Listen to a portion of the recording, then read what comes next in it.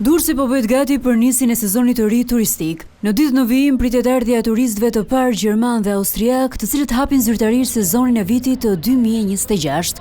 Blerim Noria thotë se në muajin mars dhe prill ka një numër prej afro 2200 turistë gjerman që kanë rezervuar në hotelin Shah Menaxhon, ndërsa në muajt në vazhdim ka një tipologji tjetër turistësh. Në muajin mars fillojnë turistët e parë masiv, që janë turistët gjerman dhe turistët austriak. Pak në hotelin tonë kemi në muajin prill kemi 2200 shtetas austriak, të cilët kanë rezervuar për të kaluar në muajin mars dhe në muajin mars dhe në muajin prill në hotelin tonë.